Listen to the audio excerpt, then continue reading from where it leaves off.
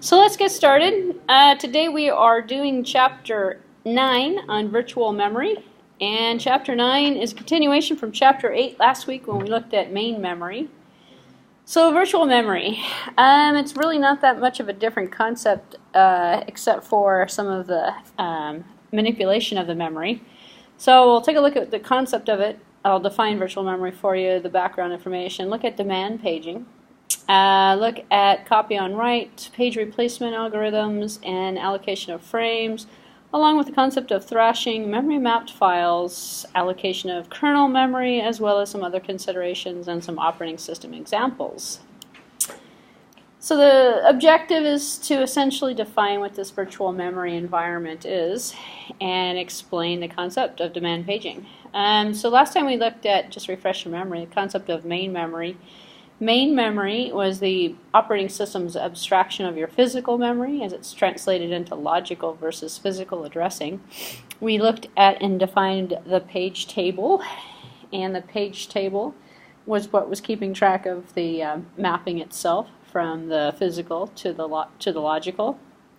And in the page table we had things like dirty bits and clean, or actually it was just a dirty bit, whether it was set to on or off, meaning that the page was actually loaded versus not loading. We looked at the concept of the page fault, where the CPU goes over to the page table and finds out whether or not the page is actually loaded, and if it is, leave it alone and use it. If not, it triggers a page fault. Page fault is nothing more than a command that goes back and says to the kernel, try that again, because it's not loaded. So it goes back and it'll load the page that's missing. So what we're going to do is continue the concept, look at the page replacement aspect of it. How do we replace pages? Because eventually we're going to run out of room. Look at the concept of the page frame and the frames themselves, which we really haven't looked at yet, and then discuss the principles of the working set model in a little bit. I'm not going to elaborate too much on it, just give you an overview of it. So in terms of the background, virtual memory by definition is again the separation of the logical memory from the physical memory. When we talk about page replacement, we talk about managing the memory, we really refer to it as virtual. It could be called main memory, it could be called logical memory. There's different names for it. You never call it physical memory because it's not physical memory. It's a total operating system abstraction.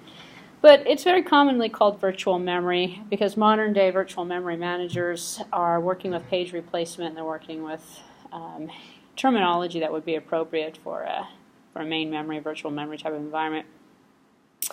So only part of the program needs to be in memory for execution. So going back to the beginning of what I was talking about in terms of memory, we have so much physical memory on the board, and then we take that physical memory and we map it into logical or virtual memory. It's still not going to be enough for everything that we have loaded, and it's not going to be enough to store 25, 30 copies of one program or something. Because if you think about multi-using environment, user double-clicks on something, it's going to load something in the memory. User double-clicks on something else again, it's also going to load it up into memory. All this stuff's not going to fit.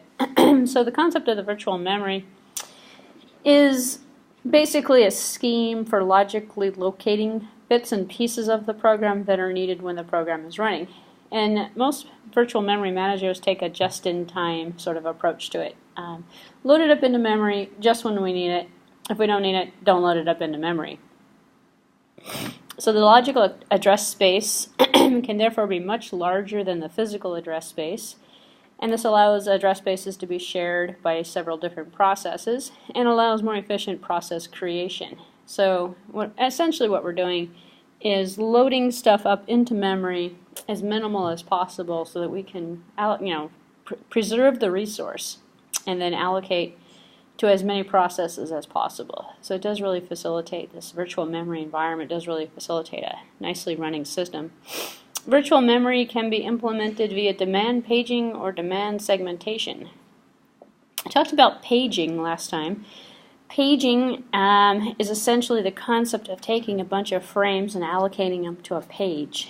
And we have that page table that's keeping track of all of our pages that are associated with all of the frames. I'm not going to review all that stuff again. Go take a look at Lecture 8, last week's lecture, and you can get a good feel for what paging is about. Most of the virtual memory managers of today's operating systems are using a demand paging. And the demand paging basically says page it, but don't page it until it's needed. Wait, and then create the page, allocate the page. So it's going back to that just-in-time kind of characteristic. It's more effectively done when you load it in when it's needed. Because why load something if you don't need it? And then why unload something if you don't need it? So we delay the unloading until we need the space, and we delay the loading until we're actually going to use it. And then the segmentation is the programmer's or the user's perspective of the program instead of the memory perspective. So in terms of what demand segmentation is about, if we're using a segmentation approach, which we're using in some of these in most operating systems, we're using a combination of paging and segmentation. The demand segmentation is going to say, well, don't load it again, don't link the DLL or load the DLL or the shared object or whatever it is we happen to be looking at until it's needed. And a segmentation, going back to the concept, is nothing more than the abstraction of the program units. So it could be the modules, the classes, it could be libraries, it could be any kind of segment of the program that's loaded, that's used in terms of that abstraction. So here's our virtual memory that is larger than our physical memory, which is why well, I wouldn't say why, but it's one of the reasons why we're doing this. We only have so much physical memory. We can make it 10 times as big, 20 times as big if we want to, by just creating a virtual abstraction of it, which is what this slide is showing us. So this is the physical memory here, and the virtual memory is over here, and the memory mapping, and last time we looked at this we called this a page table, but it's really just a map. The map is going to take and map it to, this is the backing store over here on the side, or you could call it a swap drive.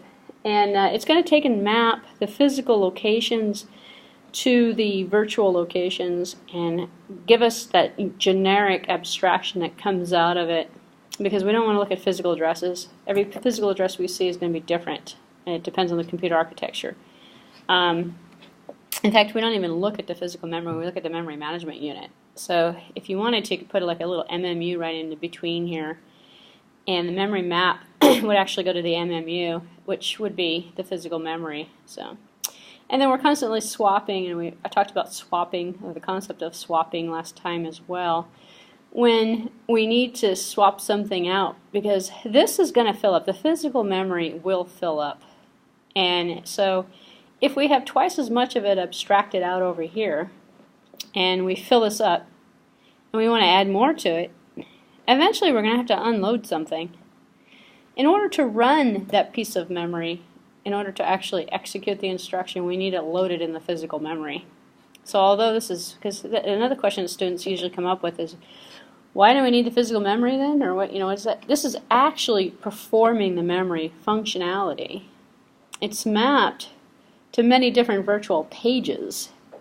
And so we can selectively keep track of these virtual pages, load them and unload them when they're going to be run, when the process is actually getting CPU time.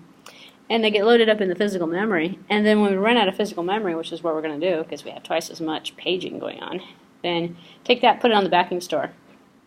And then if it's on the backing store, this is a temporary memory layout that's formatted sort of like the physical memory. And so one piece will come out, one piece will come back in, and this is what's referred to as swapping. So this piece goes out, this piece comes back in, and then we can essentially create the abstraction so everything is loaded when it needs to be loaded. And that's where that valid or the dirty bit comes into. It's usually called a valid bit or a dirty bit. And it indicates if the page is over here and it's loaded and it's mapped, is it loaded right here? If it's not loaded right here, that's when that page fault occurs. And then the instruction has to go all the way back up to the start and say, okay, load it. It's not loaded, it's not valid. Because it could be here, but not here. And it's here. And if it's here and not here, it's an invalid page because the page that it's supposed to be mapped to out here is being used by somebody else. So this piece of physical memory belongs to somebody else. If we use it, we're going to get the wrong instruction, or we're going to get the wrong piece of data. So the whole key is in this mapping, and the memory map is where we're going to keep that valid or that invalid bit. The dirty bit is really referred to as, is it dirty? If we wrote it out once already, it's already on the backing store. If it hasn't changed, it hasn't gotten dirty. If it's changed, it's now a dirty piece of memory that needs to be cleaned up. So it needs to be written out again.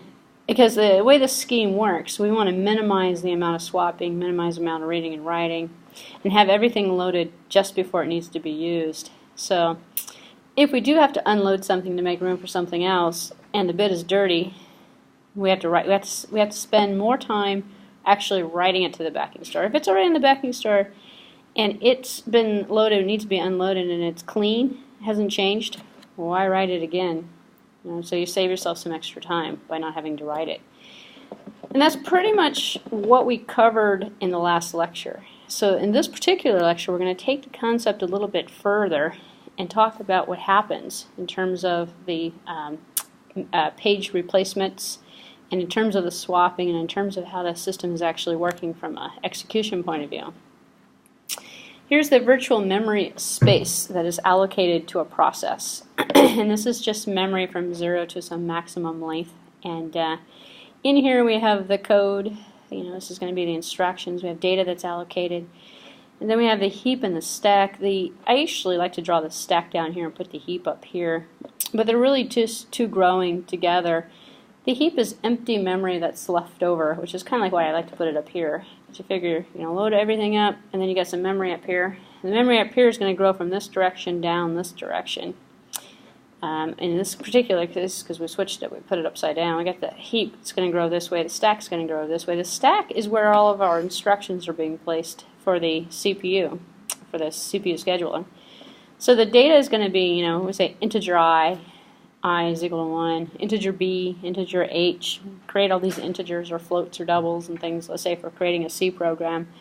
And we have data bits or data pieces. It'll be stored in this particular area along with other data pieces.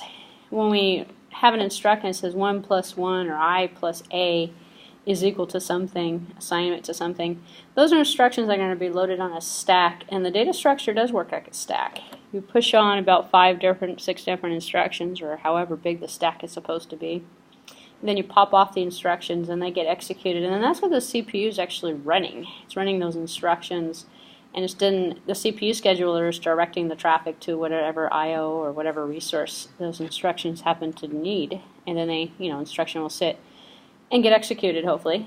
And then everything gets worked through the stack empties out. So the stack just naturally grows this way. When we dynamically allocate memory in a program, let's say we're back to C++ or C, and I talk about C or C++ in terms of this model because Java doesn't use this. Java runs in its own JVM, and the JVM organizes the process space. So Java is like an operating system on top of an operating system. And the concept is a little bit different because it's not allocated per process.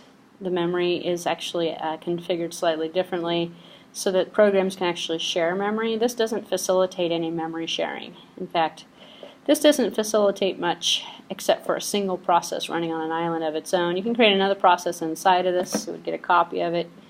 But in terms of the way your modern day C++ program works in this runtime environment that's mimicked through this abstraction of this process that is nothing more than information loaded in memory, in terms of how that's running, each process is pretty much separated out abstraction-wise.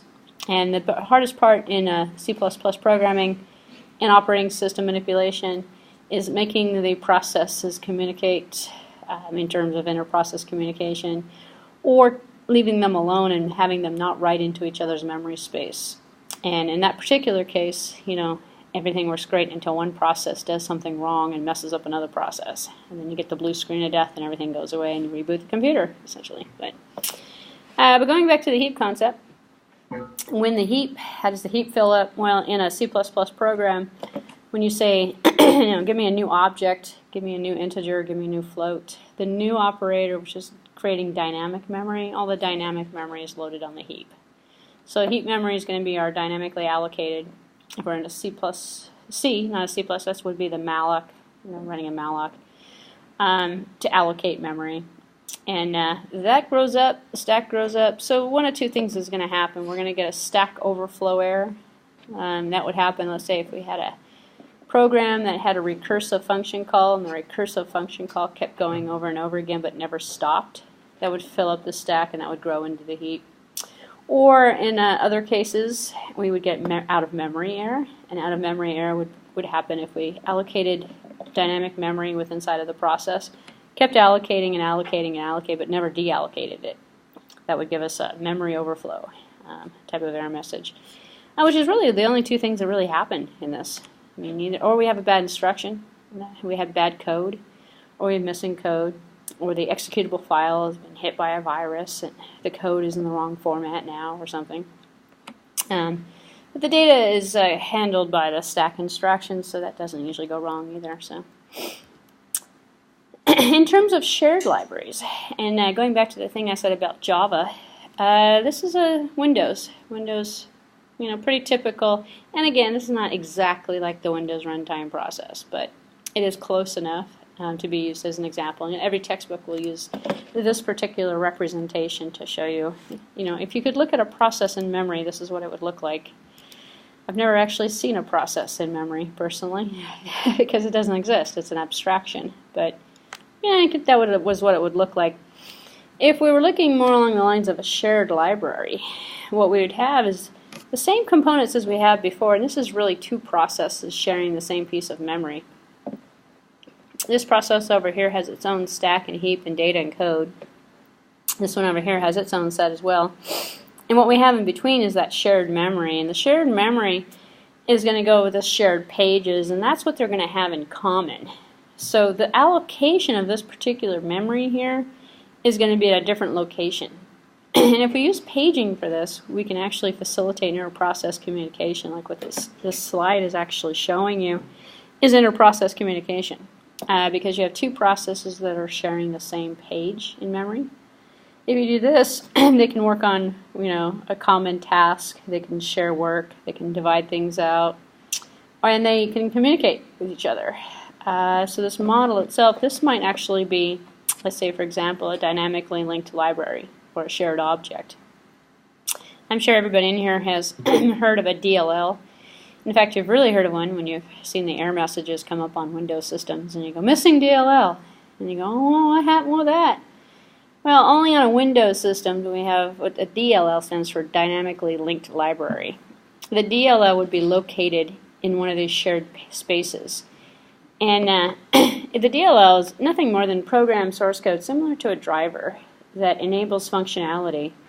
And the source code of the library, if you want to call it a library, maybe it would be a better way of describing it, might be used for, let's say, a printer or a fax machine, or some interface to some program that's running. Usually the DLL is associated with some resource that's on the computer somehow. And then the shared memory would make it so that one copy of that DLL could be used by every single process. And so in the Windows operating system, that's what we get, actually. You load up Windows, you reboot your computer. What you're getting is a bunch of DLLs. If you search, you probably have more DLLs than anything else on your computer. And those DLLs are loaded up into memory by the operating system at startup. And your programs are getting to them. So when you write Visual Studio, C++, or any Visual Basic, or any of the Visual ASPs, any of the Visual Studio packages, they're all using shared DLL libraries, and they're common Windows libraries for Windows MFC, the Microsoft Foundation classes, which gives you the window, gives you the controls. That's all native window.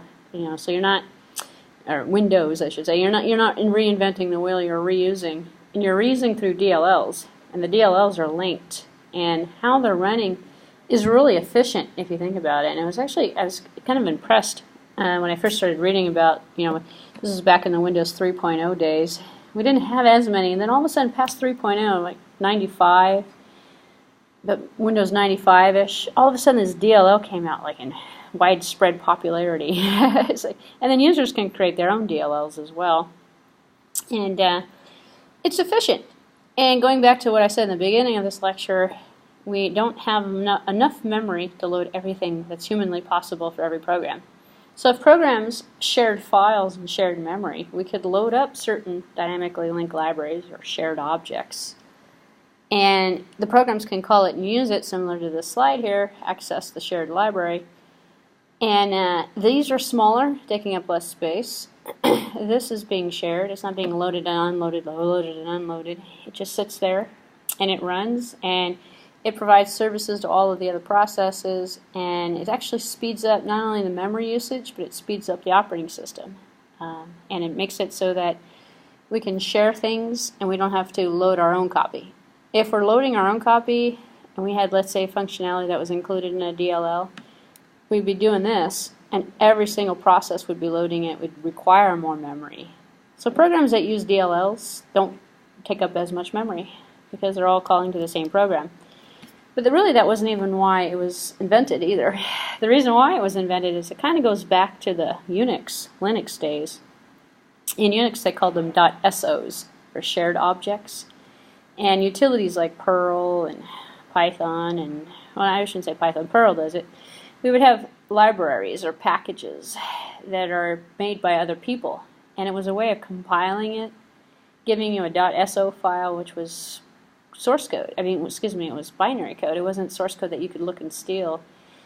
And then you could create programs that ran on Perl, or you could create programs that ran, in fact, C run the same way.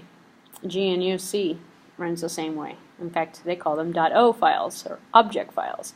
What we get is object code, and then the object code gets linked, and the link is basically happens at compile time for C or C++.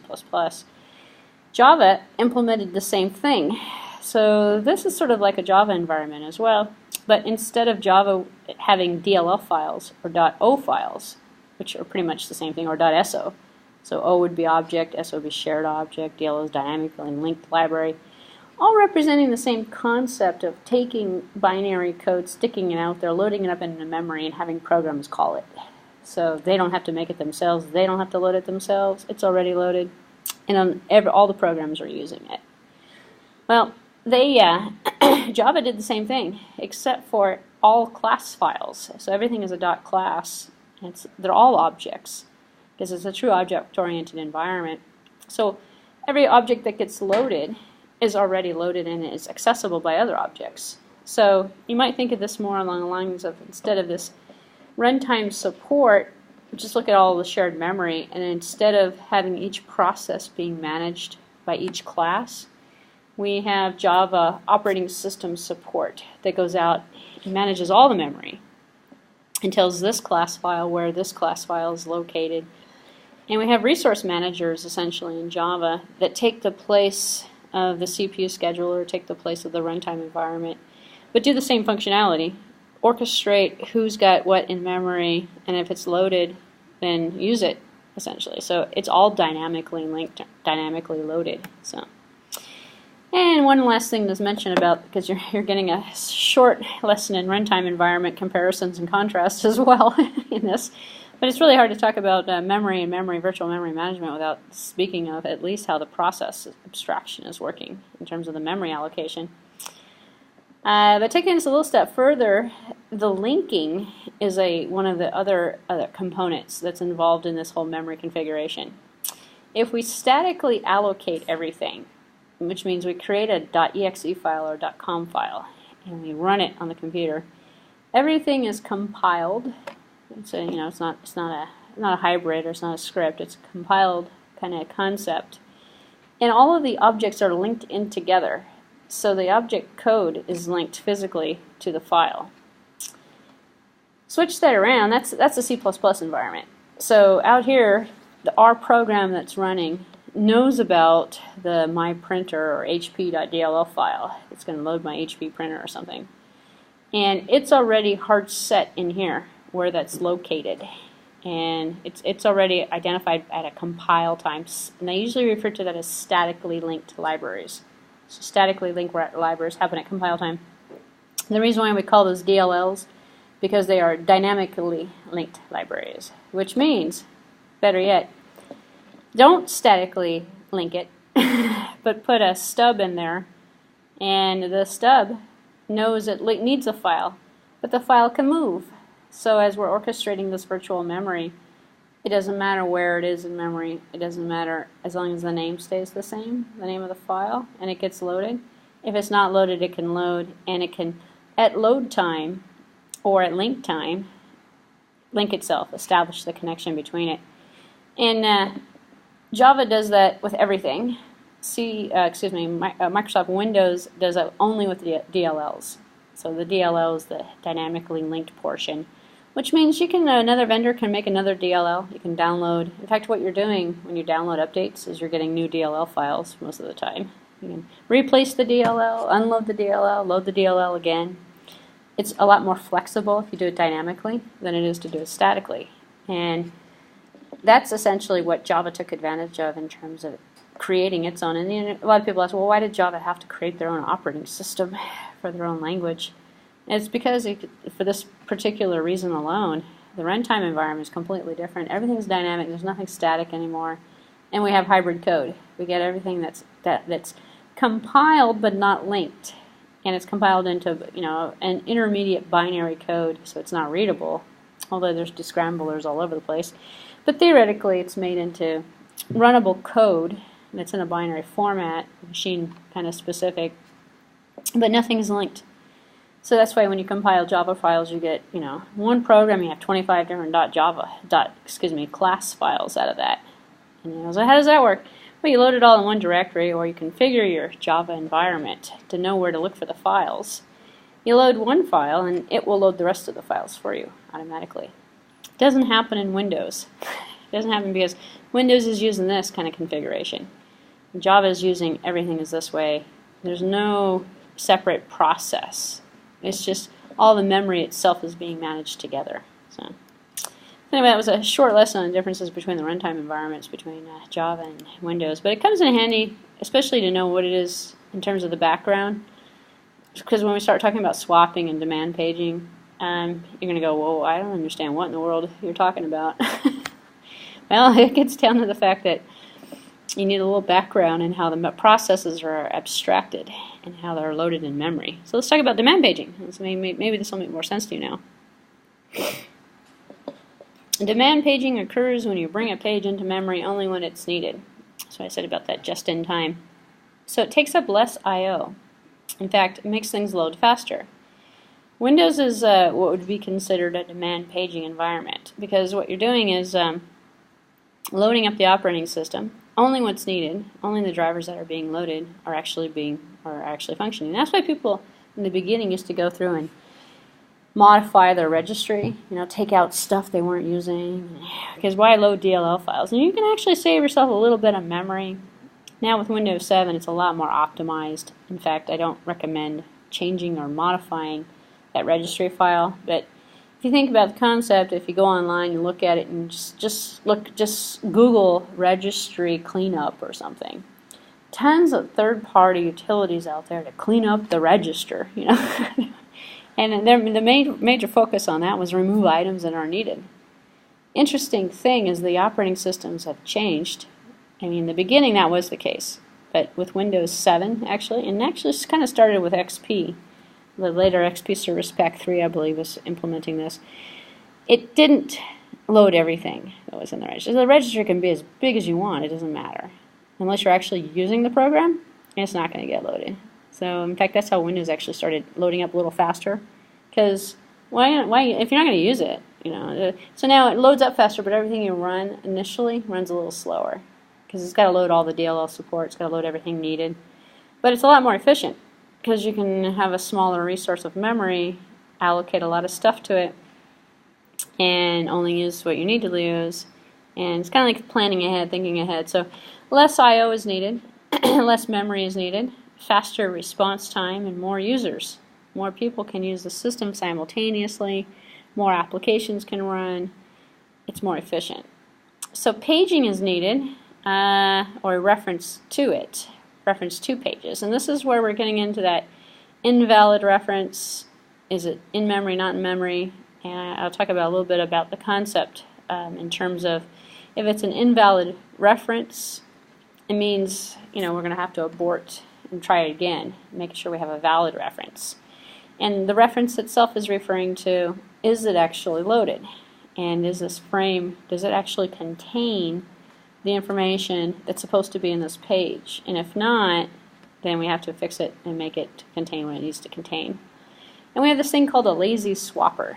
As I mentioned before, going back to this picture here, it said, showed us this. This is our swapping activity. So Our valid or invalid information is coming from, if it's here and it's not here, it's invalid. It means we need to load it.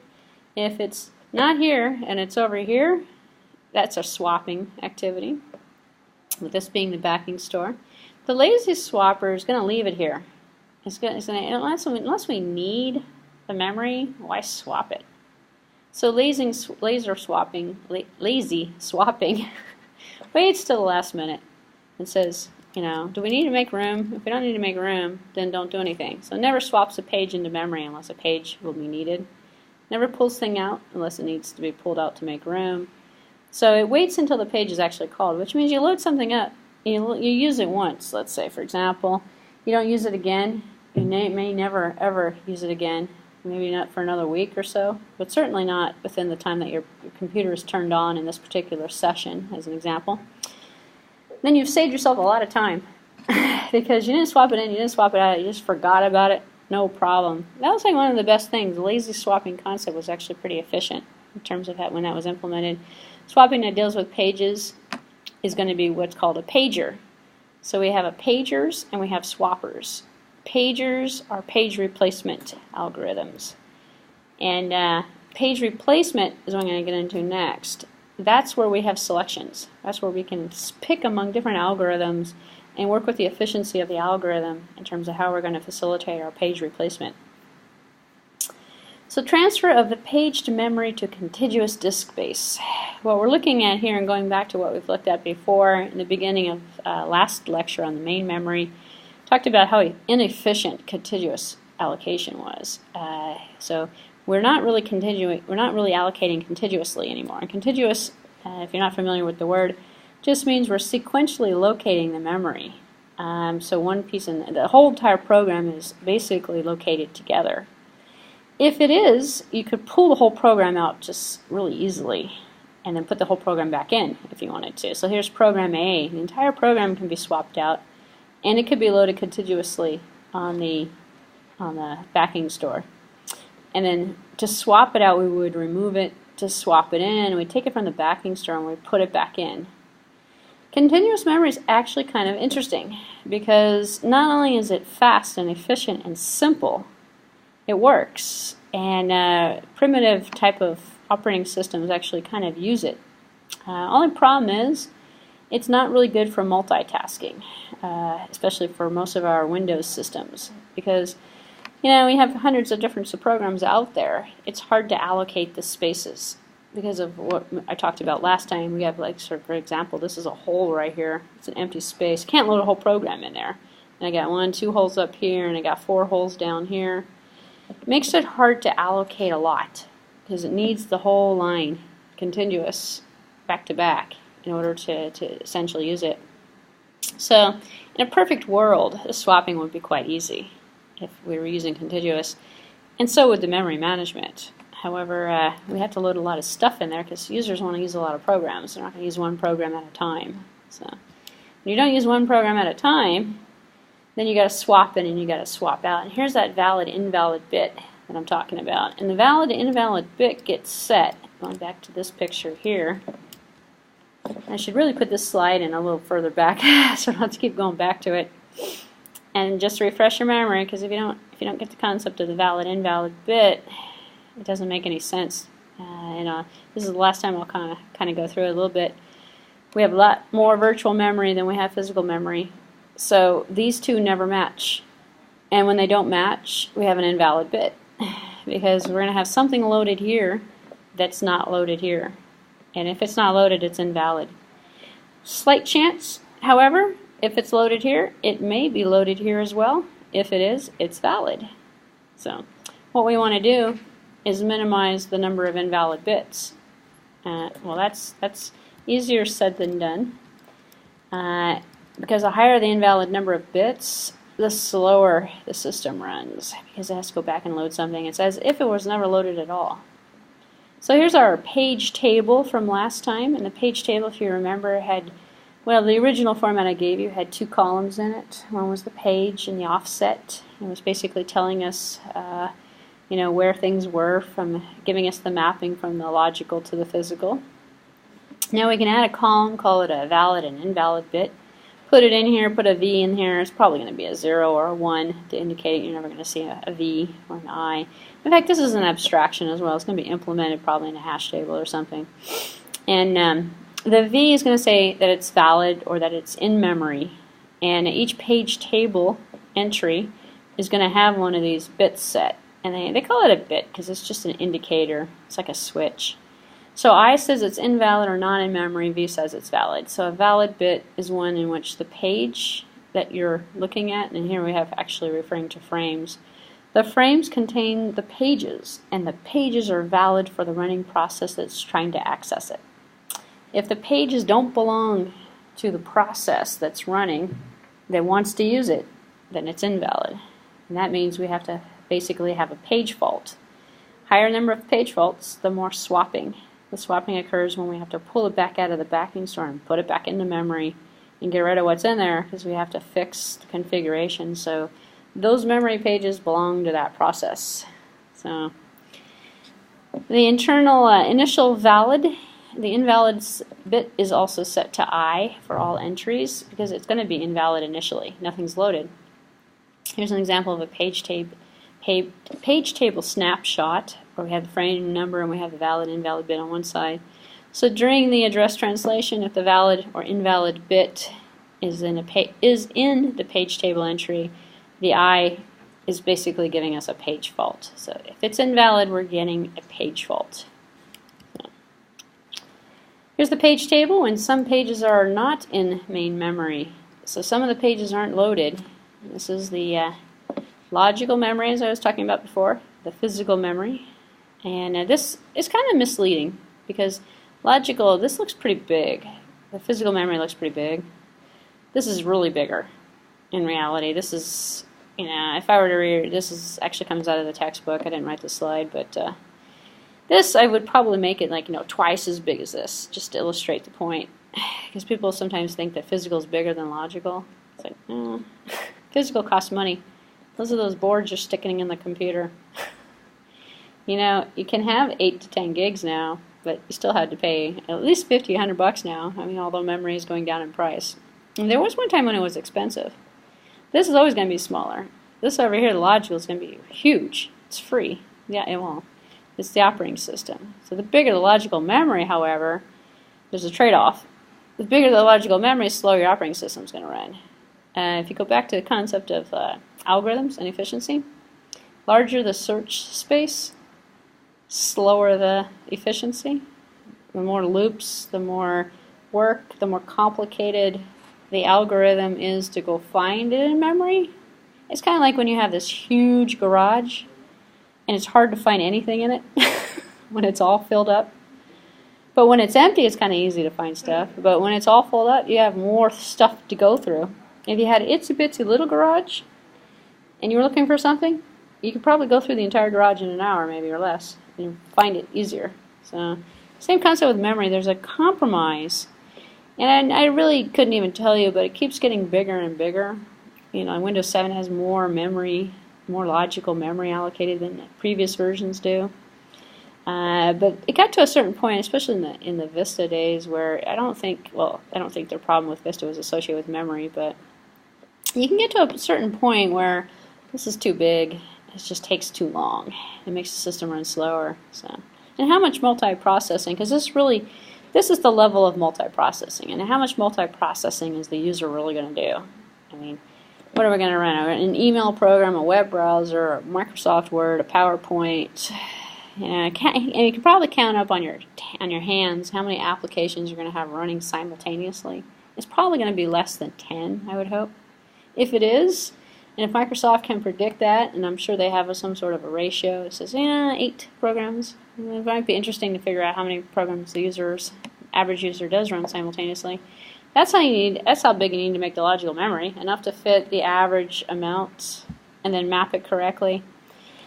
Here we have a page table that's mapping it, and in the page table we have an invalid bit because this one's valid. This one's got 4. 4 is loading A.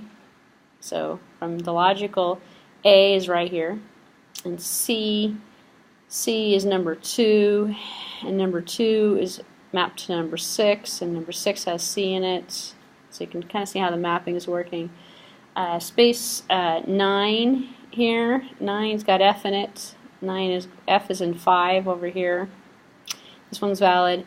These guys are invalid. And then if we were swapping it to the backing store, which is this guy over here, we would have this stuff loaded here as well. We may not necessarily have it loaded here. We're not going to load it here until this fills up. When this fills up, then we load to here, which is why you'll see it in the diagrams with the backing store, sometimes also called the swap drive, located next to the physical memory, because that's where the physical memory is dumping out. It's like a temporary memory. This is formatted like this only because it has to dump back and forth. And that's the swapping in and out. And as I mentioned before, the swap drive concept is a Linux or Unix. I may not have mentioned it. It's a Linux or Unix abstraction. The Windows is a backing store abstraction. So it's just another word for a swap drive. And in fact, even in current Windows builds, actually in current Windows builds as well, you can configure the swap drive. And the swap drive is kind of a tricky concept as well, going back to what I said about memory. If you can make unlimited resources, it's going to take longer to go through this. If this was like 1,000, I don't know, make it like 200 gigabytes of, memory. Your program, it'll probably take you 10 minutes for each program to load up or to start. Same thing happens here. If the backing store is too big, it takes too long to swap. And so it defeats that purpose too, makes it inefficient. So they always say to make the swap drive half the size of the memory. So if you have 2 gigs here, make this 1 gig or something. And there's a ratio where you can add to it, but you don't want to make it like as humanly big as possible, because in that particular case, everything's going to run slowly because the swap space is too big to search. So the page fault. You want to know what a page fault is, because this happens all the time. It's not an error. A lot of people, when they first hear the concept of the page fault, they go, "Oh, that's an error. It's a fault." Why they called it a fault, I don't know. But there's a reference to a page, and the first reference to that page will trap to the operating system. Trap is a software-generated interrupt. An interrupt normally comes from hardware, but this is a software-generated one because it's triggering a page fault because something's in memory is not in memory. It has nothing to do actually with the hardware. So if your CD-ROM, if the door breaks open on it, it won't shut properly because there's somebody put a coffee cup in the holder or something. Who knows what they do to the CD-ROM drives these days. Tray load breaks on it. It's going to send up an interrupt to the operating system. Interrupt handler is going to deal with it. Interrupt handler keeps track of all the activities that are going on, receives this information, puts it into a table, vector table, and kind of works with it, goes through and says each one of these has a code associated to it. So if it's the CD-ROM drive, then the code will be abort, or it will be disable the CD-ROM drive. This resource isn't going to work. When it catches a page fault as a trap that gets signaled, it goes into the same structure. Kernel looks at this and goes, "Oh, page fault. Oh, this means something's not loaded into memory," and then it deals with the page fault, which basically sends out another instruction that says, "Well, then load it into memory." So operating systems look at another table to decide if it's an invalid reference. If it is, abort. If not, if it's just not in memory at all, then load it in memory. So get the empty page, swap the page into the frame, reset the tables, and then reset the VIT to V to make sure we said, okay, now it's valid, set it to V, and then run the instruction all over again. So restart the instruction that caused the page fault. So page faults make the operating system run slower. I'm going to make the operating system run slower because of all of these activities I just went through on the screen here, but it's going to essentially take CPU cycles to load something.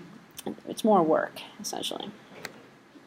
So to restart the instruction, we have what's called a block move. The block move goes from one memory location to another. It might be an auto increment, might be an auto decrement type of location.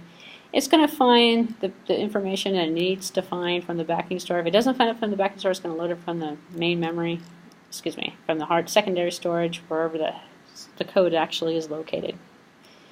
Which actually kind of brings up another point that I should mention. I could probably mention it from this slide here too, because I like this slide a little bit better only because it shows you all the pieces put together.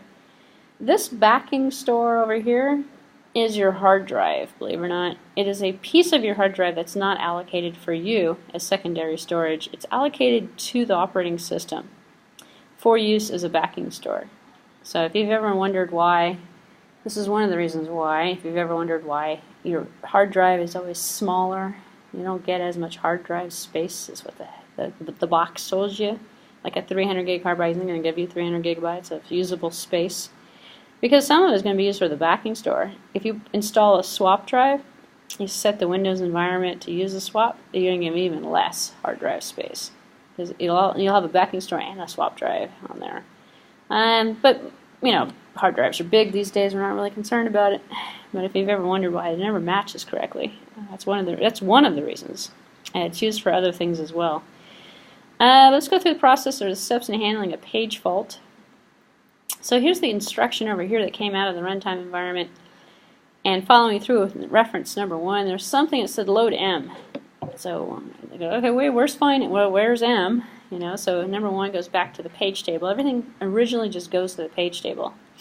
And as I mentioned before, we could nest the page tables. We could have hierarchical page tables, or we can have one page table per process. This appears to be one page table per process, the way that this is designed. So when we come back here and we look for it in the page table, we have an I, and the I says it's invalid, which means it's not loaded. So M's not in memory, because why load M if it's already in memory? So we're going to have to load it. So number 2 comes around and says, well, here's our trap. Send the page fault up. So the page fault goes to the operating system. You can call this the kernel if you want.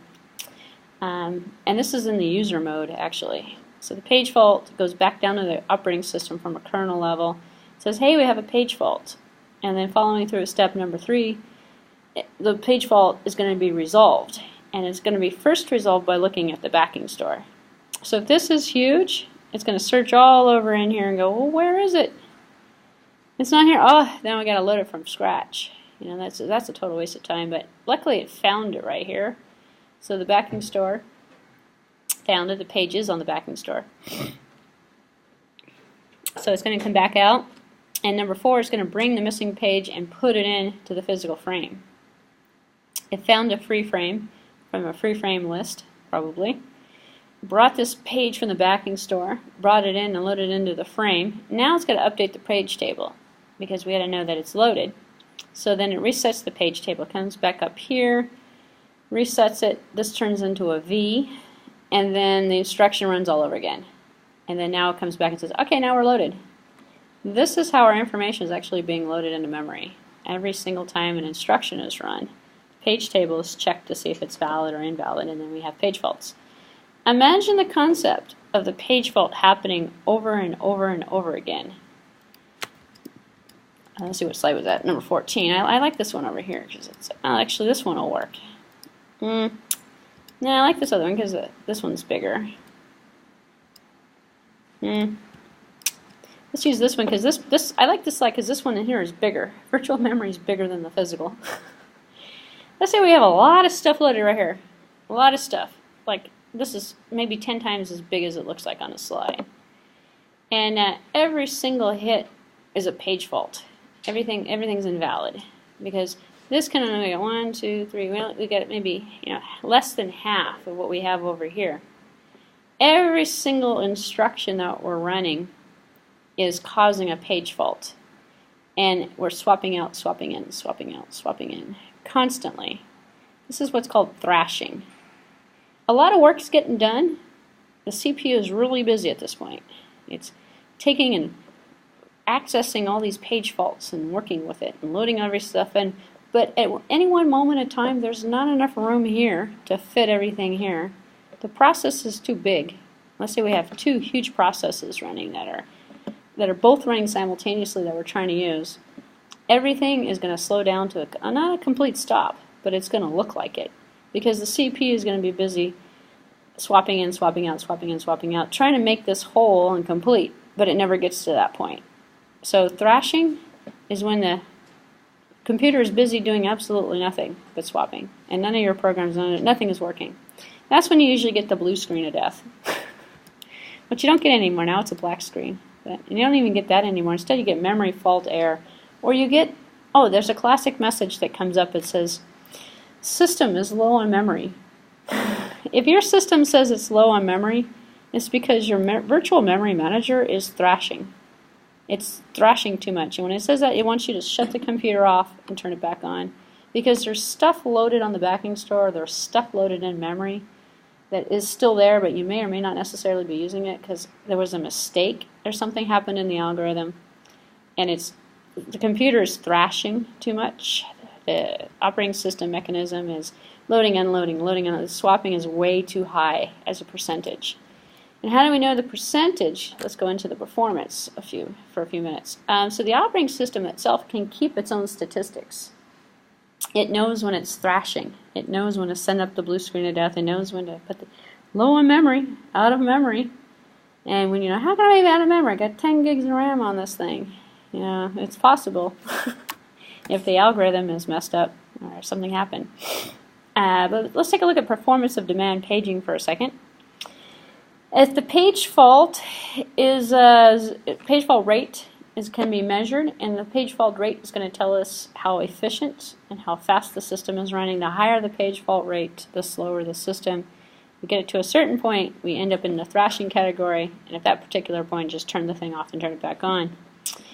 Here we have 0 is less than or equal to P, which is going to be less than or equal to 1.0. So if P is equal to 0, there's no page faults. So if P is equal to 1, every reference is a page fault. So it's going to range from 0 to 1, and we want it to be 0. We want it to be empty. Because we have what's called the efficient access time, or the EAT, which is equal to 1 minus P, where we have X is the memory access plus the page fault overhead. Page fault overhead is the swapping, plus the swap out, plus the swap in, plus the restart of the overhead. And then we can kind of figure out, and our operating system is going to be doing this because it's trying to keep track of, do you have the memory management correct? If you've ever gone into the Windows control panel, into system, and into environment, or into and looked at some of the settings, let Windows adjust it. A lot of people try to put their own numbers in there and make it 1024 and make it this and make it that, and they try to configure it. The thing is, the Windows operating system the kernel is calculating all this information, and it can adjust itself. And it can make the backing store bigger, make the virtual memory smaller, can reconfigure itself to get an acceptable EAT, or an acceptable speed, where the user, you're not knowing exactly what's going on. That's why I was wondering, why do people set that themselves? When, just let the operating system do it automatically. So here's a demand paging example, where we have the memory access time is equal to 200 nanoseconds. The average page fault service time is, let's say, equal to 8 milliseconds, because each one of those page faults that occurs has what's called a service time associated with it. And the service time is how long does it take to fix the page fault? To put the piece of memory from the backing store back into the memory so we can use it. So the EAT is going to be equal to 1 minus P times 200 times P. Well, anyway, I'm not going to go through the entire calculation. You can go through it on your own. But we can add the same formula for the EAT that we've seen on the previous slide, plug the numbers in, and you can kind of figure out that how, as a particular example, how effective is it going to be. So if one access out of 1,000 causes a page fault in this particular example, then the EAT is 8.2 microseconds. This is a slowdown by a factor of 40. So we can kind of tell, given the page fault service time, given the memory access time, and given the page fault rate, how many page faults we have, we're going to say how much is this demand paging, how much of it is slowing down our system, how is it making it inefficient, essentially. But this inefficiency is due to our multitasking, our non-contiguous memory allocation. If we go back to a contiguous memory allocation, we have a better world, but we can't multitask. We can't load everything up. It doesn't work that way. So we have some issues in terms of process creation. So we have virtual memory that allows other benefits during the process creation. We can do what's called a copy on write, or we could do memory mapped files, and we'll talk about later. Copy on write is kind of an interesting concept, and this is when we're creating these processes. Going back, I'm not going to go back to that slide in the beginning, but when we looked at the process space and we were allocating that, our copy on write allows both parent and child processes to identically share the same process memory. So it's the same pages in memory.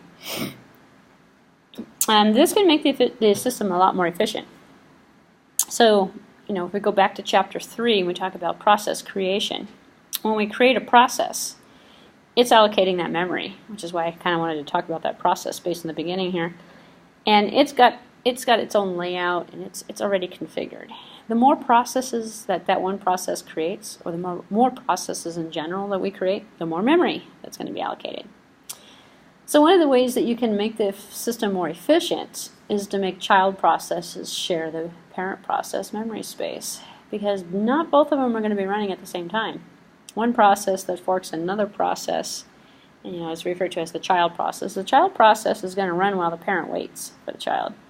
Why can't they share the same memory space? Why do we have to burden the system by creating another process out of that?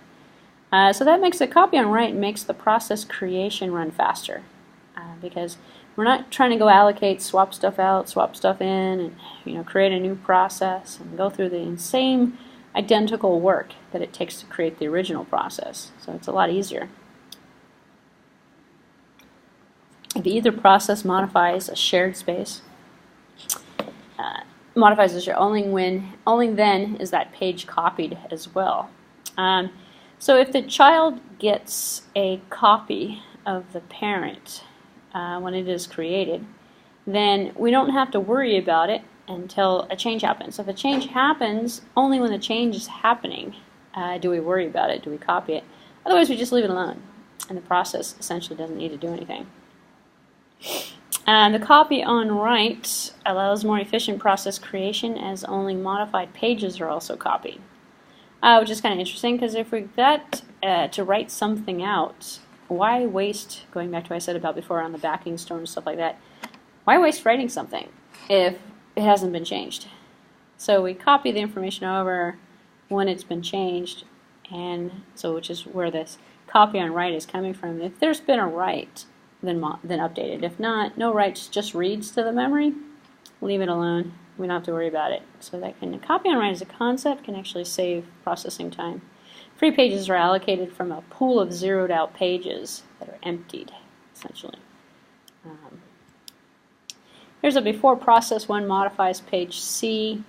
We've got process 1 over here, process 2 over here. We have two processes sharing. Unless something is written, we don't have to worry about writing it. So we have we have page A, B, and C, and that both in physical memory, that both process 1 and process 2. This is, let's say process 2 is a child of process 1. And after the process 1 modifies page C, we don't actually have to do anything. Or no, actually after it modifies page C, it should be writing page C. This slide, I keep forgetting to edit this PowerPoint presentation, but this slide is wrong because these two should be going away, and the C is the only one that really needs to be modified. So after process 1 modifies page C, C would be updated. And but this slide here and this slide here are identical, which is kind of pointless in terms of what's going on. So this is the before, this is the after. But page C would be updated. So I have to edit this slide set next time I do this. So what happens if there's no free frame? We have page replacement.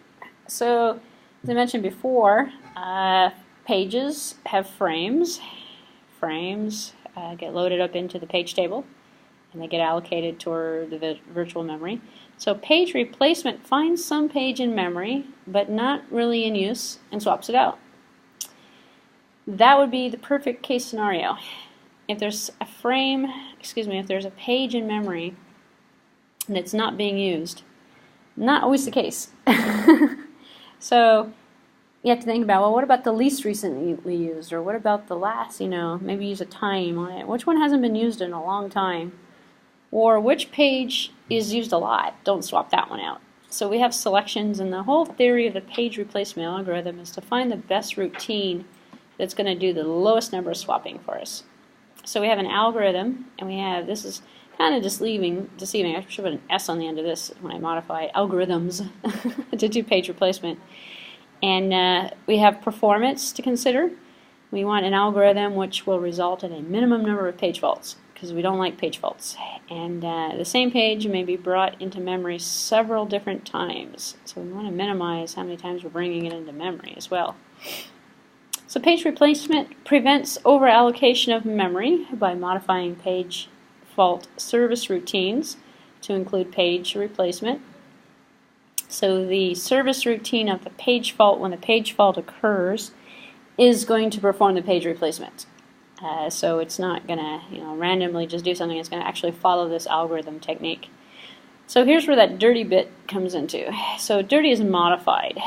So use a modified bit or a dirty bit. The old word used to be dirty, and because then people say, well, wait a minute, it's not really dirty. It's just modified. Dirty gives that connotation of not being clean. Like it's dirty, it's messed up, it's garbage. When it really isn't garbage. It's not really dirty. It's just modified. So newer textbooks, this was like till about maybe the late 80s, and all of a sudden we started modified bit. But people I like dirty bit actually. So it sounds better. It sounds more scientific, the dirty bit. I don't know. But, so it's interesting that young kids' bachelor's degree programs, they have the modified bit. They don't use the word dirty anymore. So it's like modified bit. Oh, you mean dirty bit? Yes. That's what I'm talking about. It's the page that changed. It got modified. So to reduce the overhead of the page transfers, you only modify pages that are written to the disk. If the page, only write modified pages are written to the disk, you only write the page if it has changed. If it has not changed, it's not dirty. No dirty bit set, and the dirty bit's either going to be set or not set. Then don't write it, because writing is going to be expensive time-wise. So page replacement completes separation between the logical memory and the physical memory. A large virtual memory can be provided on a smaller physical memory scale. So when we introduce page replacement to the concept, we don't even need as much physical memory anymore. So we can get systems that have a very small physical memory, for which we're using page replacement algorithms that are very fast. And then all of a sudden, we can essentially have a system that runs a lot quicker than given a lot more memory. So your choices are load up a lot of memory, have a very lousy page replacement, and hope it never works. Or hopefully you will never have to use the page replacement, because the more memory, physical memory you have, the less page replacement you're going to need. Or make this small and have a really good page replacement algorithm, which is trade-offs, and this is expensive. So if you're building an operating system, it's kind of like one of the decisions you have to make. It's like, and every operating system is going to have specs on the box. In fact, I think Windows 7, I can't remember what it says. I think it's 4 gigs now. I think the original version. Does anyone know how much memory does Windows 7 require? I think it's like 4 gigs, isn't it? RAM. It used to be. Remember when Windows XP came out? It was 1 gig, and you had to. No, actually, it was 512. You could load it with 512. But everybody upgraded it to 1 gig, and then everyone went 2 gig standard. 2 gig is pretty good on a Windows XP system. And then I believe 7 doubled it or something. I could be wrong completely. So it might be an interesting experiment. Go online and find what's the minimum memory requirement. Here's the interesting thing. The minimum memory requirement is for the operating system. So, back at, I know the 512 was, I'm pretty sure, I'm 99.9% positive the minimum requirement was 512 on an XP. So let me use that number as an example. The operating system will run just fine. And if anyone ever had an XP system that had 512 on it, probably noticed it kind of runs a little slow otherwise. Because it's not using, it's not optimizing this memory management scheme. When you make it 1 gig, let's say for example, you add more on there, less page replacement going on. So more memory, bigger space. So there's a trade-off between what happens when the page replacement doesn't have to occur. Then we get to a certain point, and the operating system has a maximum. And it will only work, it will only use a certain amount of added on RAM. And at that point, you could put on all the RAM you want, and it's not going to do it. It's not going to improve your page replacement because your operating system isn't going to use it, and it's not going to provide you any speed. It's like you have a car as an example. Let's say you added something to the engine, but you don't hook it up. You put on a, accelerated something or other, but it's not connected to anything. Well, that's what happens. You can't do it because most manufacturers will tell you, it only goes to a certain point. It goes from 2 to 8 gigs or something. And then after that point, the algorithm, which is already preset to work with a pre-configured environment, isn't even going to notice it. So we have that actually with NT systems. We took I believe there's no more of a requirement because the hardware itself is setting the requirement. Like your board will only take 4 gigs of RAM or 2 gigs of RAM, and it's only expandable to a certain point. And that limit is always lower than what the operating system can take. So we didn't really have a problem, but in the beginning we did sort of have a problem, and I think it was with the NT system that people were loading on, because NT as an operating system was being installed on some more sophisticated, higher-end hardware because it was meant to be servers. So people really invested a lot of money into the hardware. You put 2 gigs on it, it doesn't read it. It only uses 1 gig. It's kind of a waste, actually. But NT's not even on the market anymore, and we kind of worked past that concept. But the need for the page replacement algorithm is demonstrated in the slide you've been staring at. And this is sort of like that flow chart I went through with the page fault, where we have a PC actually stands for program counter. And so in the runtime environment, the program counter keeps track of the instruction. The instruction comes in and says, okay, load M. And this is the logical memory for user number 1. This is the logical memory for user number 2, and etc., which is basically how the system is separated out, usually by user, or by login, I should say.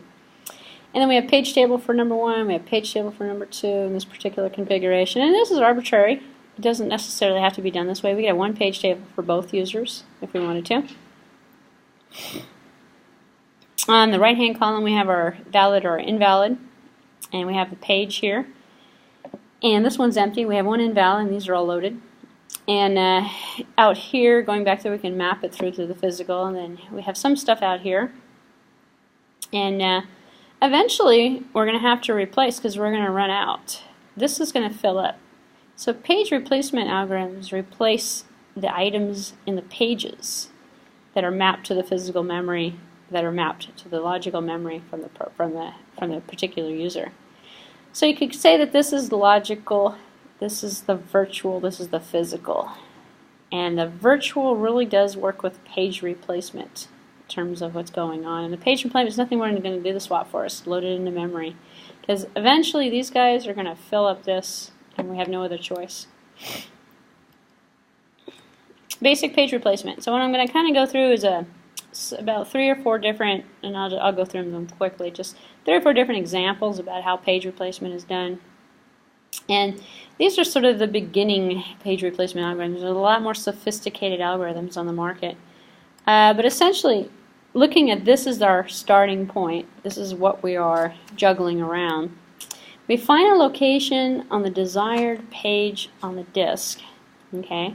We find a free frame. If there's a free frame, we use it. If not, we have to create one. And that's where we get victims. So if there's no free frame, we use a page replacement algorithm to select a victim. And the victim might be out here if we're keeping track. And we're adding more overhead now to the system. If we want to keep track and say, well, we have it, user number 1 is using a lot, user number 2's got a lot of stuff loaded already. So they all have a lot of stuff loaded, which means we got to take if user number 1 wants to do something, we might have to remove something from user number 2. Or maybe we're going to keep track of it per user. We have to find a victim. The victim is going to be someone who might actually be valid, well, it is valid for somebody else. Something that might actually be in use, but we can't. We have to make, it's a sacrifice. We have to pull it out. So we bring the desired page into memory, into the newly free frame that is created. And then we update the page in the frame tables to indicate that this is now valid, and then we restart the process. So the basic page replacement is doing nothing more than picking the victim and using, okay, now you're going away, now we're going to load some stuff into you, and now you're now going to represent the page. And here's our victim out here. We swap out the victim page because we're going to keep it, and then we swap back in the page that we actually needed to be loaded. And then we update the page table. And we update the page table now we have this free frame that was valid, or F got loaded in here where the victim frame was. So we changed to invalid from the first step when we swapped it out, and then we swapped it back in and we reset the page table for the new page. So it's nothing more, the page replacement by concept is nothing more than taking something that's in memory, unloading it, taking something that's been unloaded, putting it back into memory and putting it back into the same spot, into that victim location where we pulled something out of. So, I don't know why students have a hard time understanding this. You guys seem to, no questions or anything, so you guys seem to be getting it, but it's funny, I won't know until the final exam. When I ask you a question about page replacement, and then people will answer in such a funny, different way. It's like, what is swapping? That's swapping, and it's like, and then you answer, you pick the item on the multiple choice that has nothing to do with memory. And then I go, oh, wow, that's an interesting way of thinking about swapping. I never thought of it that way before. Page replacement algorithms. You want the lowest number of page faults. That's something, actually, I know I'm going to ask you questions about page faults, and I'm going to ask you questions about page replacement algorithms and stuff like that. That's fun. And CPU scheduling, that stuff's fun too. So you evaluate the algorithm by running on a particular string of memory references. You have a reference string, let's say for example, and then you compute the number of page faults on that string. So what we're going to do is run through an example with this particular example string here, and we're going to compare the number of page faults. The one with the lowest number of page faults is going to give us the best, most efficient runtime. So here's our reference string, and it's just a bunch of references, sort of like in this particular example here when using all of these, ones and D's and E's and F's and whatever. We're just going to take this reference string and compare it. So here's a graph of page faults versus number of frames. So the number of frames that are available versus the number of page faults. When the frames are small, we have one page as an example. We have really small, less than 512. Number of frames is very, very small. We have a lot of page faults. More frames, fewer page faults, lower number, so which is why the kind of curve goes down this way. About 5 frames, it looks like in our particular example, it's kind of leveling off. So even if we had 10 frames, it's probably going to still generate four page faults or something. So it's kind of an interesting shaped curve that's predictable in terms of most of our algorithms, and this is kind of the efficiency, the graph that we're going to kind of compare things to. The basic first in, first out algorithm. So here's our reference stream from the previous slide, and we're going to start comparing these algorithms. We have 3 frames, let's say, so our search space is 3, so 3 pages can be in memory at a time per process. Now imagine up here, the 3 is right here, which, we're going to come out with an average number of page faults. It looks like about 6, maybe 5, 5.5. So we have 9 pages or 10 pages that we're going to load in, but we only have 3 frames. So we have, in terms of our 3-frame example with 1, 2, 3, we have these particular items that are going to be loaded into it. On 4 frames, we could come out with, let's say, a 10-page fault versus a 9-page fault. We added another page. So Bradley's anomaly, the more frames, the more number of page faults, which is kind of interesting. So the more frames we have, the higher the page fault rate could possibly come in. This is using a first in, first out, because we have more swap. Well, we're going to have more swapping that's going on in terms of this configuration. So in terms of our reference string, using a first in, first out, and the first in, first out is going to say we started with 1, 2, 1, 2, 3, and then we have 4, 1, 4, 1, 2, and then we have here 5. Numbers are wrong here. Oh, I had to swap out. We had some page faults going on here. We eventually had the 5, the 3, and the 4 loaded in. We started out okay. The first in as the first out, because we're going to fill it up in order of how big things are from our first in. And then the later ones that come in are going to have a problem because of the way this configuration, the way these frames are organized. So this is another representation of the same example in terms of the page frames. and how the page frames are loaded in. So this is just showing you the sequence. So number 1 was the 7, and then we had the 7 and the 0, the 7 and 0 and the 1. I'm not going to go through it, but this is essentially the logic of what's going on here. 0 is nothing. So, or no, 0, actually 0 got loaded in here somewhere. He's down here. 2, 0, 3, 2, 0, well, that got swapped out, 3. But we're loading up those pages with the reference string. And then here's our number of frames. As our number of frames goes higher, or excuse me, goes bigger, our number of page faults go down. So we have that. We have the sort of average kind of curve that happens. And what we're going to have is essentially the same type of graph for each one of these algorithms. Optimal algorithm. So replace the pages that will not be used for the longest number of time, longest period of time. And something to note here, this first and first, this is an algorithm for page faults, excuse me, for page replacement.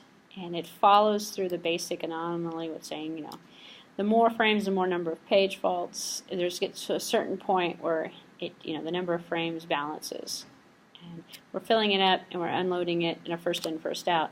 If we take and use an optimal algorithm approach to this, in our case here we might have 4 frames in this example, 1, 2, 3, 4, and we have 6 page faults because we're going to use it 1, 2, 3, 4, 4. We're going to have a page fault. I'm going to be loading them stuff in. How do we know this? Well, it's used for measuring how well our algorithm is going to actually be performed.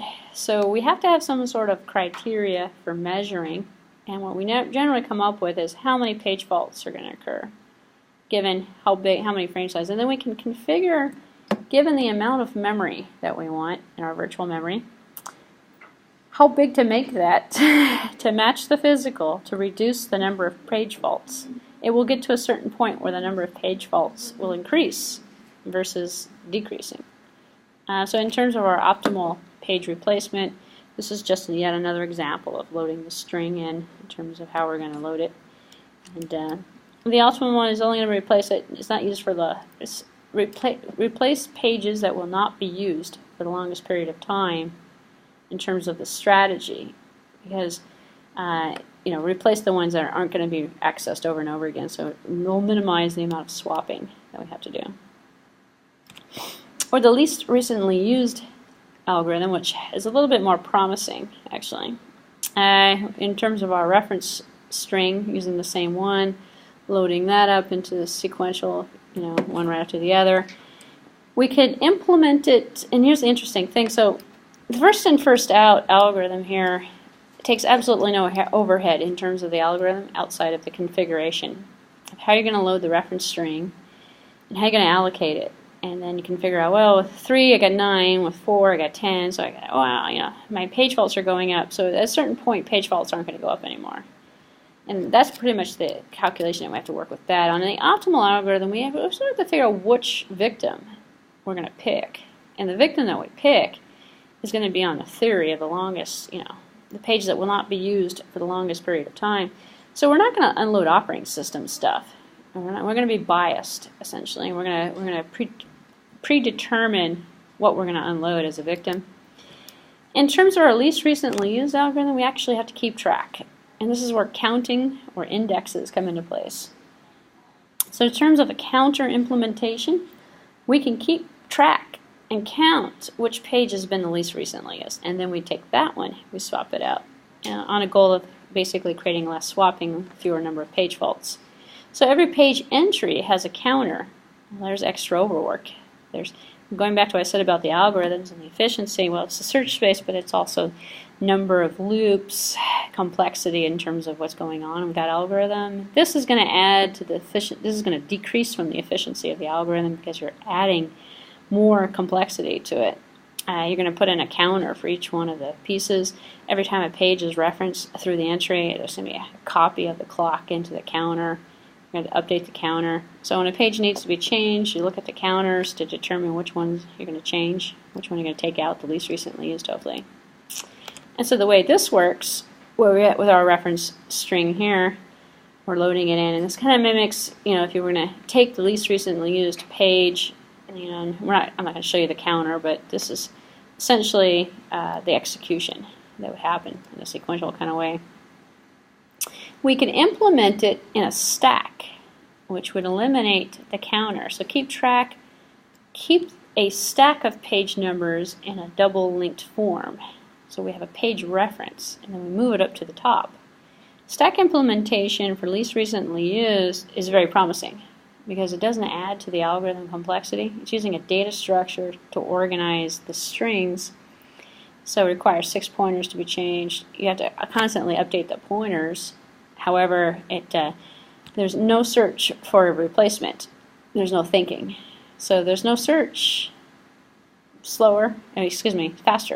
You're not going to be slowed down by the search. So if you use a stack to record the most recently page reference, you just pop it off the stack. So now we have it like 2 would be replaced, 1, 7 here, 7, 2. Excuse me, after I pulled off 2 and 1, or 0, I have 7, put 7 back on, the stack after B. Here's B, 7's coming back on. And so we would pop one off, push one back on, pop one off, push one back on, and use the data structure instead of having to use a counter or another algorithm to mimic that. So we have least recently used approximation algorithms. So we could keep a reference bit so that each page associates a bit, and here we go again with more bits that we're adding to the configuration. So when the page is referenced, we set the bit to 1, and we replace the 1 with a 0 if 1 exists. We don't know the order. We don't really care about the order. Instead, we're sort of keeping an approximation by setting an on or an off, essentially. And then we have a second chance. So the second chance would need a reference bit and a clock replacement. And so if the page is replaced in the clock order, has a reference bit of equal to 1 is equal to 1. If that's the case, we set the reference bit to 0, we leave the page in memory, and we replace the next page. So we can approximate with a little bit more efficiency than running a true algorithm, either using a stack or a counter implementation. And it shows promising. With our second chance clock and our page replacement algorithm here, we can say that this is going to be the next victim, and then that's going to be the next victim. So we can run a circular queue of pages and essentially go through with an approximation, also with a stack, but we're just not keeping very much information. So the lowest amount of information that you can keep in terms of the algorithm, the more simple you can make the algorithm, and if you could use approximations for it, then your algorithm is going to run efficient, or a lot faster than it would otherwise, either by keeping a reference bit or a second chance kind of opportunity.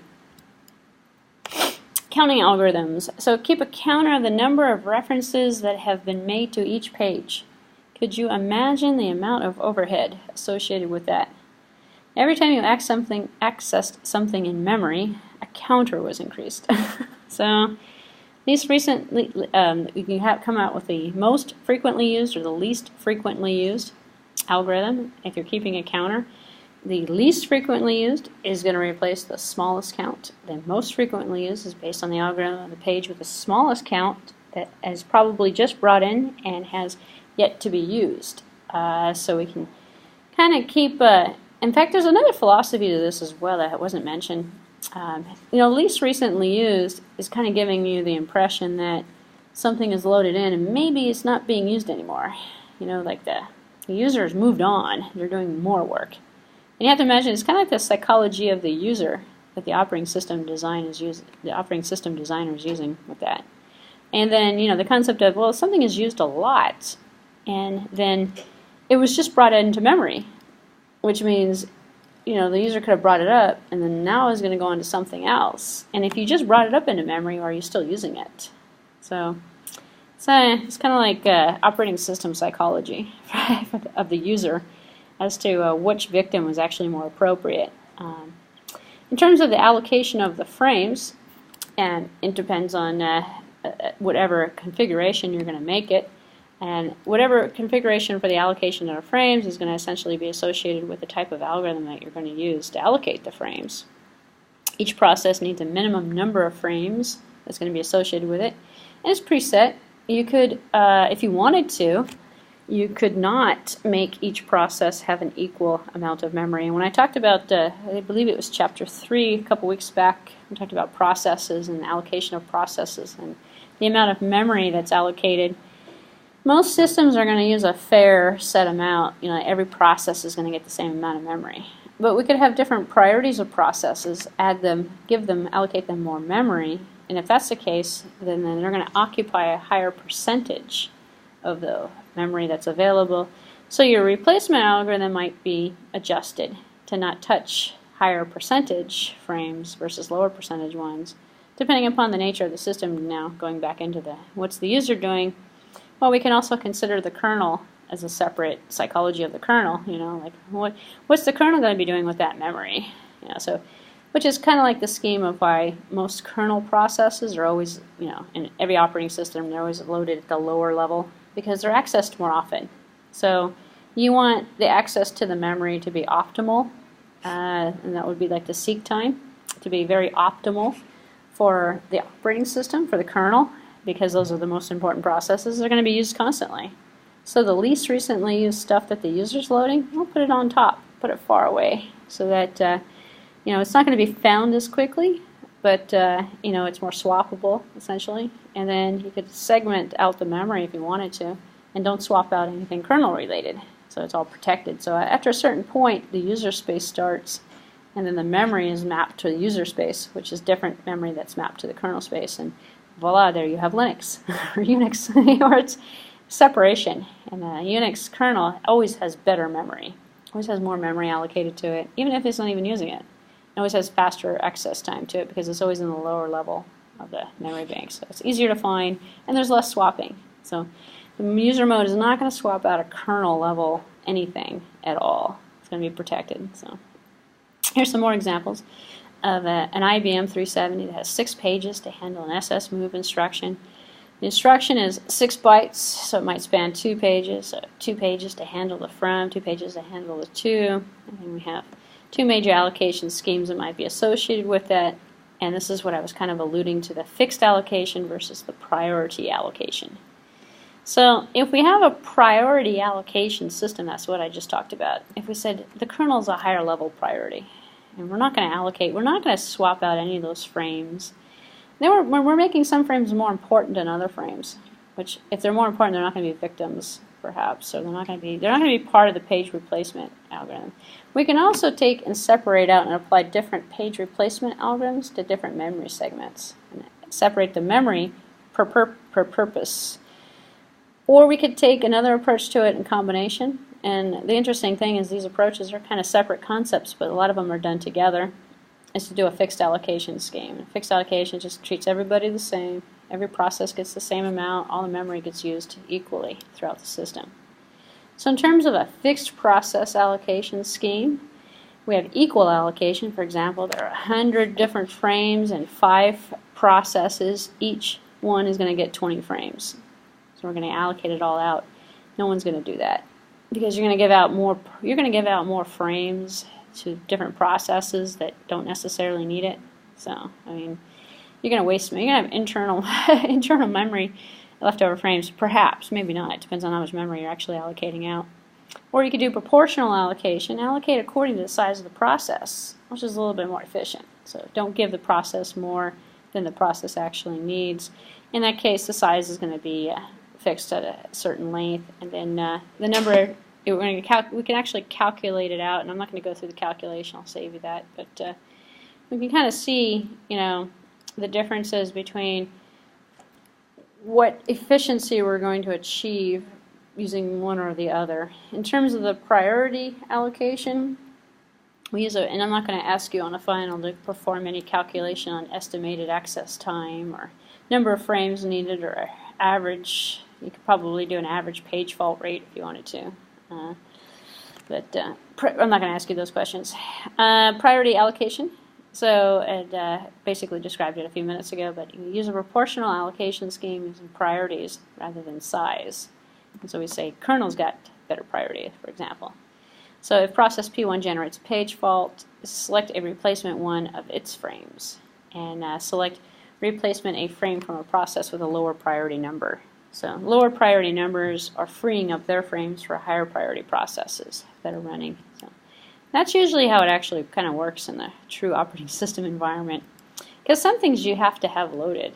So you have to put a priority at one point. So to kind of wrap up the allocation concepts, we have local versus global allocation. In a global replacement, processes are, you select a process for replacement from a set of all frames. One process can take another frame from another, can take a frame from another, meaning it's not set by user. And one of the examples we saw, I had a page replacement algorithm, page table set for one user, and the other user had its own page table. If you're using a global replacement scheme, you could merge everything together and have all processes share all frames. In terms of local, each process selects from its own set of allocated frames. Because the process itself has memory, the process is doing a lot of number crunching, doing a lot of manipulation, and it needs space. It's probably not going to use something else while it's running another piece of memory. So in that particular case, it makes a lot of sense to just have the process manage its own memory space and not go outside in a global. So I've actually already covered thrashing, so I'm going to hit it sort of just kind of quickly to just review it in terms of the definition. If a process does not have enough pages, the page fault rate is very high. It leads to thrashing and leads to low CPU utilization because the CPU is busy swapping in and swapping out. So that it's busy, but it's not doing anything. So that's why they call it a low CPU utilization. It's not being utilized correctly. It's not efficient. So operating system thinks that it needs to increase the degree of multi-programming. So another process is added to the system perhaps, and that just causes even more problems. So thrashing is a process is busy swapping pages in and out. So here's your definition of thrashing.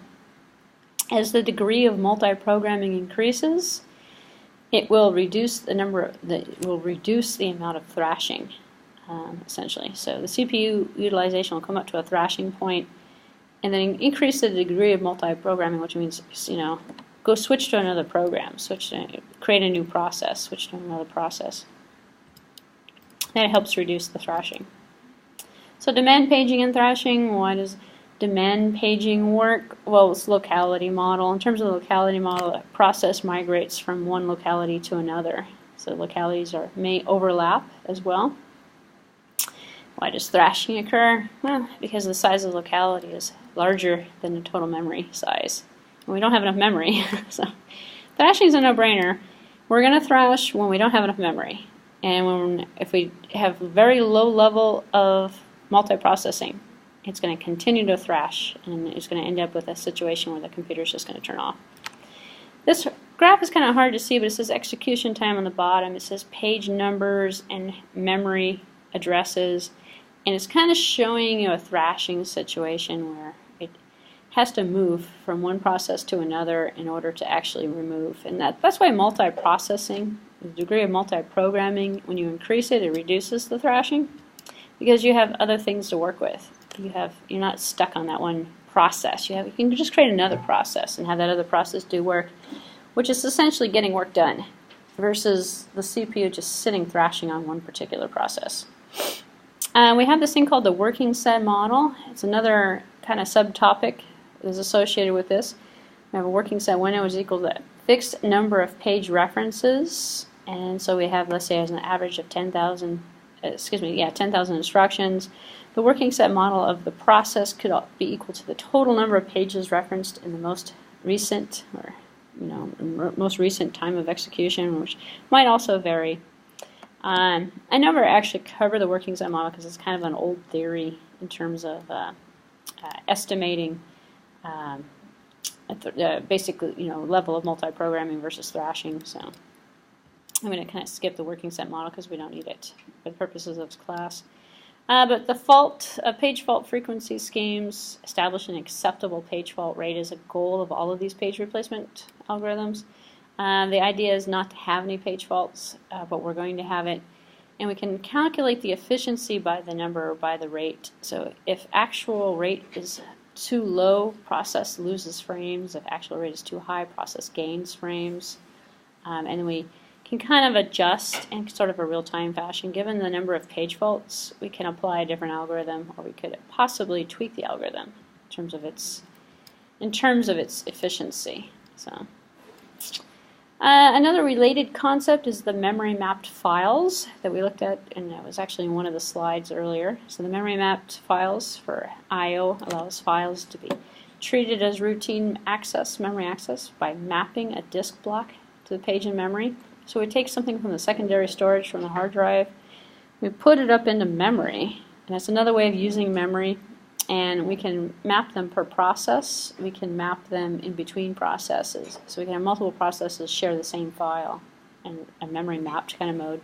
So the file is initially read using a demand paging. Demand pages memory mapped files are not normally written out or swapped.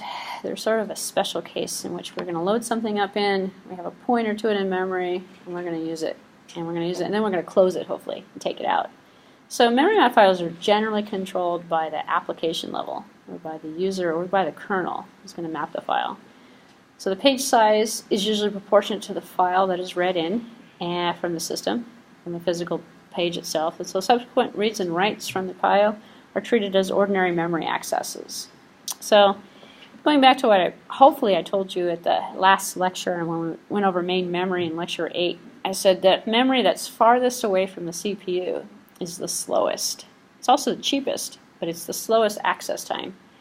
So the farthest piece of memory away from the CPU is the hard drive, and those files out there take a long time to read in.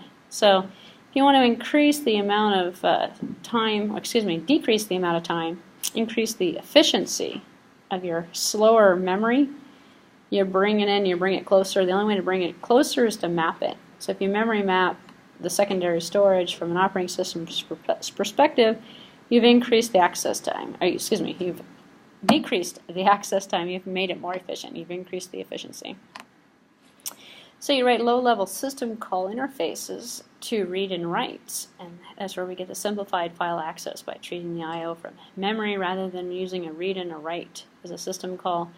We access it from memory, and we end up with essentially a faster access. So it allows several different processes to map to the same file as well, allowing the page to be shared. So memory mapped files are done for sharing, they're done for efficiency, and they basically are a good concept if you have the memory available. So here we have process A that's in virtual memory, and we have process B that's in virtual memory. And if we load the files in another location, here's our physical memory out here, and we have a disk file that's being loaded. Both processes can access the same file, the same shared memory. And it makes for a lot of file sharing and inter-process communication. If you have multiple processes doing that, you can have multiple processes working on the same job, as I mentioned before. Here's process number 1, process number 2, and here's our shared memory in Windows, where we have a memory mapped file out here. If you haven't noticed, it's kind of it is sort of the same abstraction as you get in most operating systems, but this is basically representing how it's performed in Windows. So we have allocated kernel memory, as I mentioned before. It's treated differently from user memory, has a higher priority, it's loaded lower in memory. It's often allocated from free memory pool. Kernel requests memory for structures for various different sizes. Some kernel memory needs to be contiguous, just in the nature of how it was designed. And it's usually loaded in the lower box.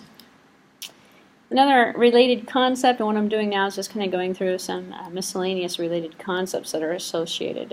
No more paging stuff left. The buddy system allocates memory from a fixed size segment consisting of physical contiguous pages, and so we have a memory allocation using a power of 2 allocator. So it satisfies requests in units size of a power of 2. So when the small allocation is needed, when it's available, current chunk is split into 2 buddies to the lower power of 2. So it continues until the approximate size chunks are available. So we keep splitting. We allocate it in power 2, and we split it out to deallocate it, to assign it. Here's our buddy system allocator, our physical contiguous pages.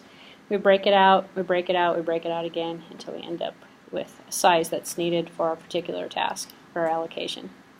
Another variation on that would be the slab allocator, and these are just different ways of allocating the memory, allocating the frame. So it's an alternative strategy. The slab is one or more physically contiguous pages. So cache is consistent of one or more slabs. So we use a slab abstraction. So instead of a buddy, instead of splitting it out, we have a single cache for each one of the unique kernel data structures. Each cache is filled with objects, instantiations of the data structure itself. When the cache is created, we fill the objects marked as free. So basically the same concept as before. Call it a free frame, call it a free slab, call it a buddy. They all contain empty frames that we want to fill with information. So here's our slab. So we have 3 kilobit object here, a 7 kilobit object. And we've got slabs here that are allocated. It's just instead of calling it a page, calling it a slab, we're allocating it with a pre-configured scheme. And you might get the impression, hopefully at this point, that every person who creates an operating system has their choice. You know, there's no one way of doing this. And so operating systems vary with their memory management, and which is one of the most significant differences between different operating systems. Especially, given the example I gave you earlier in the lecture, comparing Windows with Java, totally different kind of memory management configuration. And they're specifically designed for the purposes. I mean, Windows is multi-programming. Windows is multitasking, loading up a lot of windows. Java is communication between objects. So everything is a shared memory. In fact, this is a shared memory configuration of Java. Everything is loaded this way. So it's also a Windows kind of scheme as well. So. Other issues perhaps with pre-paging. Paging to reduce the large number of frame faults that occur at process startup. So prepare all of the same, or all or some of the pages a process is going to need before they are referenced. Which means you're going to kind of predict, instead of using a just-in-time, kind of if the memory is available, load it, thinking it's probably going to use it anyway, hopefully. So maybe other issues may also be associated with the page size, so page size selection. Taking into consideration fragmentation, table size, I/O overhead, or locality. So yeah, the page size is definitely a consideration as well. Maybe looking at a look-aside buffer, transaction look-aside buffer, or some sort of a memory access. So taking a look at the amount of accessible memory from the look-aside buffer, going back to the main memory lecture we had. In terms of the definition of that, can be implemented from a hardware or from a software perspective. We are almost done, so don't worry. I see people looking at their watches already. I normally skip through this stuff pretty quickly because I'm not going to hold you accountable for it. In terms of what you need to get out of this lecture is the main concept of virtual memory and paging. Page replacement as a concept and swapping. These other issues, and I call them other issues, is because it's side considerations, things that go along with the topic that you can implement, in terms of looking at the hardware support, looking at, here's another issue, I/O interlock, pages that must sometimes be locked into memory, not allowing them to be accessed, so considering the I/O itself. Reasons why frames are used for I/O must be in memory in terms of a buffer. We see this in terms of buffered I/O. With not only the disk drive, but with CD-ROM drives and other things. Buffered I/O actually takes memory as well. There's another concept to consider. So, I'm not going to cover the operating system examples because I've given them to you already. We've already talked about Windows and we've already talked about the Unix, but just to kind of put it into a summary for you, Windows does use demand paging. It does it with clustering. And clustering brings a page in surrounding the page fault itself. So processes are designed with a working set minimum and a working set maximum. We have automatic working set trimming that works. So it automatically adjusts, actually. They're supposed to automatically adjust. So, in terms of Solaris, maintains a list of free pages. It works from a free pages list to assign faults to each one of the process. So, in fact, this is kind of outdated. This is like maybe about 8 years old. So I'm not going to cover the particulars because in each breed of, and this is just Solaris Sun systems, HPUX, modern day Linux, Unix systems are all going to have a sort of a different configuration. They're all going to use paging, but they're all going to use a separate priority or a separate allocation type scheme. So that is everything you ever wanted to know about virtual memory in Chapter 9. And kind of a long lecture, but it did cover a lot of summary information that hopefully you found helpful. So next week we will move on to a bigger and better topic. I have no idea what it is yet. So questions, comments, concerns? Then we're done. We are done for today. Thank you for staying.